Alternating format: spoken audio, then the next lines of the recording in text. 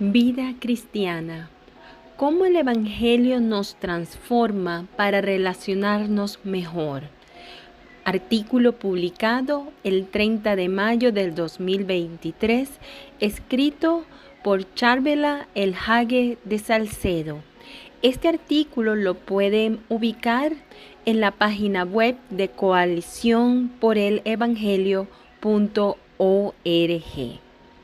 El diccionario define la palabra relación como la conexión o comunicación de alguien con otra persona. También la define como un trato de carácter amoroso. Los seres humanos somos seres relacionales, por lo tanto, establecer un trato con otra persona es prácticamente inevitable. Las preguntas serían: ¿qué tan amoroso es mi trato? ¿Qué tan buena representante de nuestro Dios estoy siendo aquí en la tierra al observar la dinámica en mis relaciones de amistad, de familia y hasta laborales? Si observamos el relato de los primeros capítulos de Génesis, podemos ver cómo lucía la relación entre Dios y sus criaturas y entre Adán y Eva. Todo era perfecto. Dios se paseaba por el huerto y Adán y Eva se gozaban mutuamente. Todo iba muy bien hasta que leemos lo que pasó en Génesis 3. Cuando el pecado entró en la humanidad producto de la desobediencia, todo se distorsionó. El pecado hizo que se dañara nuestra comunión con Dios y con los demás, haciendo de las relaciones interpersonales algo difícil. De ahí en adelante, nuestra manera de actuar hacia el otro está influenciada por la desconfianza, el egoísmo y la búsqueda de mis intereses, cosas que casi siempre contribuyen a crear o alimentar las tensiones o las diferencias que vemos en nuestras relaciones.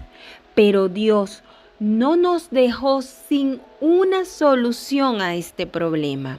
Ahí mismo, en Génesis capítulo 3, se nos anuncia la esperanza.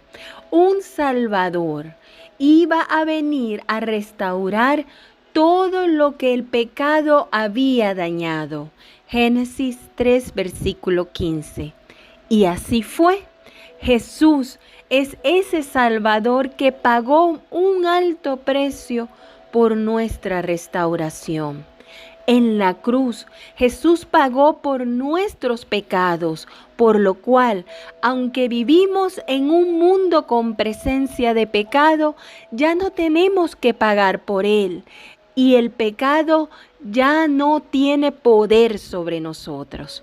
Somos libres, fuimos perdonados y lo más importante en cuanto a nuestras relaciones interpersonales, el Evangelio nos ha capacitado, nos ha dado las herramientas para poder tener relaciones sanas, incluso a pesar de nuestro pecado y el pecado del otro hacia nosotros. De esta forma, el Evangelio nos ha capacitado.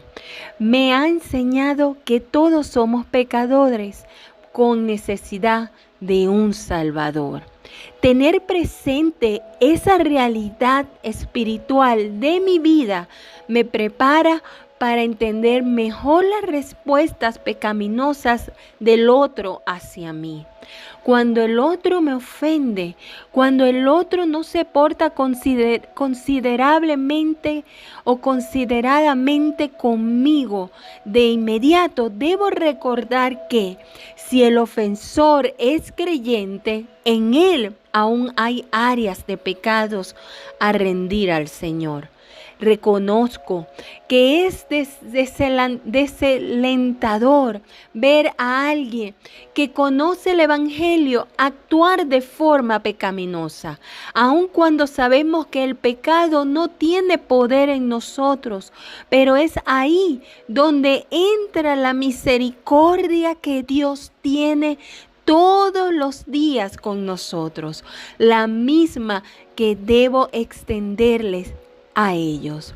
Si el ofensor no es creyente, el Evangelio me recuerda que esa persona está muerta en sus delitos y pecados, por lo que no puede relacionarse con otros de una forma funcional o piadosa. El Evangelio me muestra que yo soy pecadora. El Evangelio no solo me dice que el otro es pecador, sino que yo también lo soy. Ser conscientes de eso ante cualquier conflicto relacional debe motivarme a revisar si mis palabras o actitudes también han contribuido al malestar. Santiago 4:1 nos recuerda que las guerras y conflictos vienen de nuestras propias pasiones, de nuestro corazón pecaminoso. El Evangelio me dota con la capacidad de amar. El amor es la marca distintiva del creyente.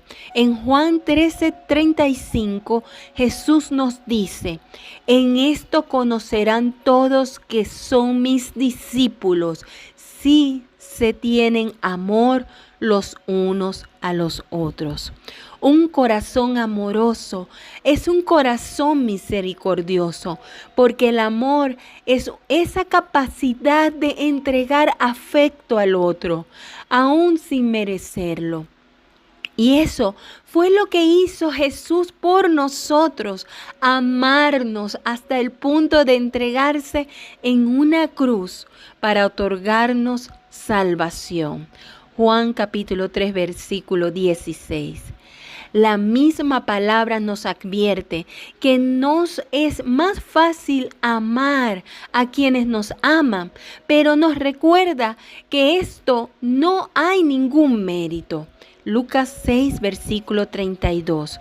Nuestro Señor Jesús marcó el estándar y lo puso bien alto. Amen a sus enemigos. Lucas capítulo 6, versículo 35. Suena muy difícil, ¿verdad? Pero el Evangelio nos ha capacitado para hacerlo. El Evangelio me enseña cómo el ofendido es quien da el paso para la reconciliación. En nuestra humanidad entendemos que el ofensor quien debe venir a pedir perdón o a iniciar la reconciliación. Pero el Evangelio nos enseña que aun mientras éramos enemigos de Dios, Él vino a reconciliarnos con Dios. Romanos 5, versículos del 10 al 12. Dar el paso, procurar la reconciliación, es imitar a nuestro Señor. Y si Él, siendo Dios, se humilló hasta lo sumo, ¿por qué yo no? Filipenses 2, versículo 1. El Evangelio nos enseña que las relaciones interpersonales saludables muchas veces implican sacrificios personales. Las palabras de Filipenses capítulo 2, versículos del 6 al 8 lo explican muy bien. El cual, aunque existía en forma de Dios, no consideró el ser igual a Dios como algo a que aferrarse, sino que se despojó a sí mismo, tomando forma de siervo, haciéndose semejante a los hombres, y hallándose en forma de hombre, se humilló a sí mismo, haciéndose obediente hasta la muerte y muerte de cruz. Jesús, por amor a nosotros, dejó su gloria, sufrió pérdidas, se humilló.